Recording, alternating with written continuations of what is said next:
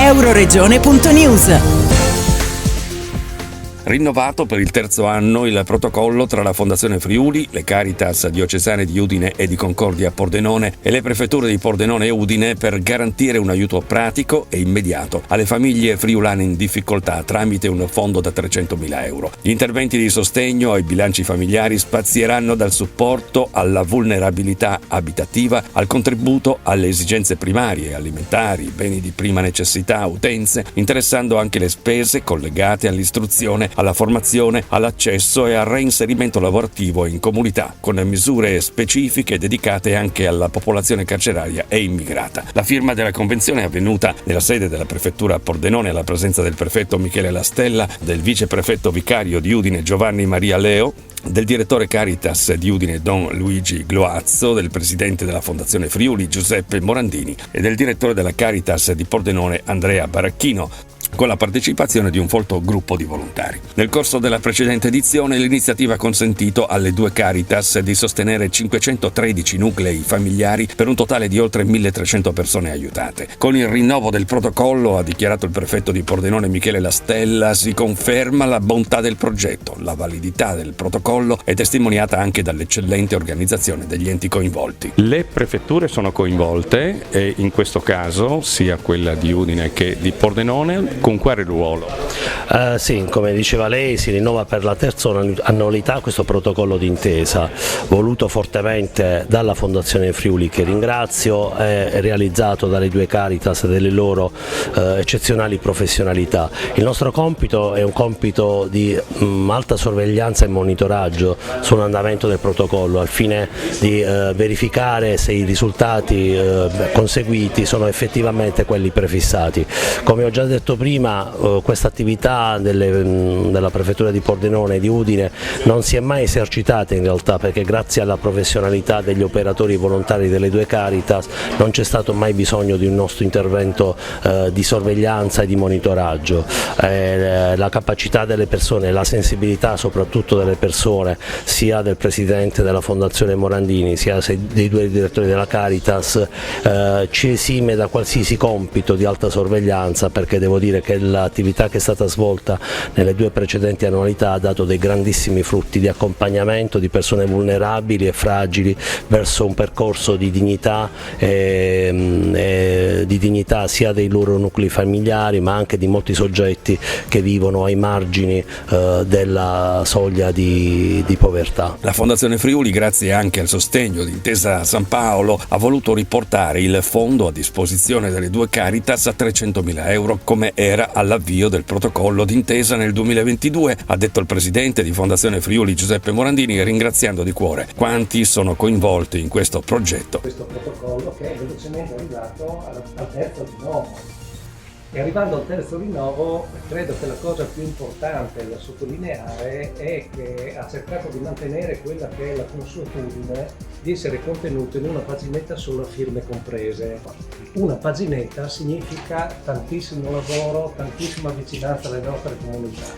E questo è possibile per tre fattori concomitanti. Il primo è il grandissimo straordinario lavoro dei volontari, il lavoro organizzativo delle Caritas, che confermano un presidio delle nostre comunità a livello di fragilità distribuite sul territorio, ma svolgono una funzione straordinaria nella fase di reportistica dell'efficacia dell'intervento. Poi c'è la parte istituzionale. Ho ringraziato prima le prefetture perché credo che questo sia un contesto e un cappello straordinario a questa tipologia di attività, e poi c'è la Fondazione Friuli Intesa San Paolo, che cercano di sostenere con la propria attività quelle che sono le carenze che quotidianamente registriamo sui nostri territori. Questa iniziativa ha fatto in modo che circa il 50% delle persone destinatarie degli interventi si sia rivolto per un primo accesso ai punti di ascolto delle Caritas. I beneficiari non sono, come si immagina,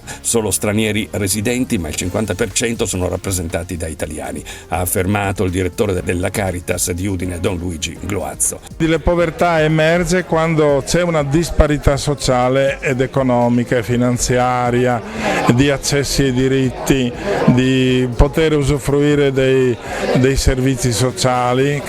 Ecco, allora i poveri e le povertà sono relative alla società dove uno vive e di conseguenza quello che noi chiamiamo il terzo settore ha una funzione politica elevatissima, perché è così vicino alla realtà della sofferenza delle famiglie e delle persone che è in grado di accompagnarle verso una possibile uscita. Qualche volta si riesce, soprattutto nel caso in cui le persone sono a rischio di povertà. Queste iniziative sono proprio finalizzate al fatto che delle famiglie e delle persone possano ancora esercitare le proprie capacità professionali, di inserimento lavorativo, di inserimento sociale, per non perdere questa unica possibilità che molte volte, una volta che si è rotto, non è possibile più rimetterla a posto. Si parla di terzo settore, fondamentale, il volontariato, e spesso si sottolinea il fatto che il Friuli Venezia Giulia è una regione che eccelle in questo settore. Ma viene da lontano, dai secoli passati, quando anche addirittura nel patriarcato ogni comunità doveva riunirsi per decidere le cose fondamentali della vita della comunità. Quindi da noi c'è una tradizione coltivata nelle vicinie e che ha mantenuto la sua vitalità fino al terremoto, fino a questi anni. Speriamo che con il fatto che si va fuori del lavoro sempre più tardi ci sia ancora un volontariato che riesce a parlare ai giovani e alle persone della media età, perché altrimenti anche questo sarà residuale, che sarebbe un grande peccato, perché una società non vive solo di partiti e non vive neanche solo di soldi, vive di partecipazione. Il volontariato è l'espressione più alta di questo, va formato, ci si forma solamente facendo, ma facendo uno impara a fare. Quando uno incontra le persone all'inizio può essere spaesato, poi riesce a capire che pur non risolvendo tutti i problemi dà un senso di vicinanza alle persone che le aiuta a vivere. Per il direttore della Caritas di Pordenone, Andrea Baracchino, è uno strumento, questa convenzione, che nell'operatività di questi anni consente di intervenire su situazioni complesse, rilevando anche nuove vulnerabilità che emergono nei nostri territori. È una povertà che cresce, ma è anche una povertà che cambia, e è una povertà che riguarda, almeno sui dati di Concordia Pordenone, sui dati della provincia di Pordenone, riguarda il 60% di persone italiane. È una povertà che riguarda persone e nuclei familiari che hanno all'interno un reddito da lavoro dipendente o da pensione, quindi quello che fino al 2008 erano situazioni tutto sommato tutelate. È una povertà nella quale anche chi ha reddito fa fatica e si scontra in questo momento con tutto quello che è il tema della casa, che è a cascata quello che determina tutta una serie di grandissime problematicità nel trovare appunto risposte, tant'è che il fondo, almeno su Pordenone, è intervenuto moltissimo sul pagamento degli affitti, oltre che su altre azioni di formazione, lavoro, eccetera. La cosa positiva di questo protocollo, tra le altre, è anche quello che ci mette in una condizione di poter creare sinergie, cioè nasce mettendo vicino il pubblico, mettendo vicino una fondazione importante come la Fondazione Friuli per il nostro territorio, mettendo vicino la Caritas, quindi quell'impegno della Chiesa, e soprattutto dei suoi volontari sui territori che riescono ad essere capillari e attenti alle situazioni che le comunità segnalano.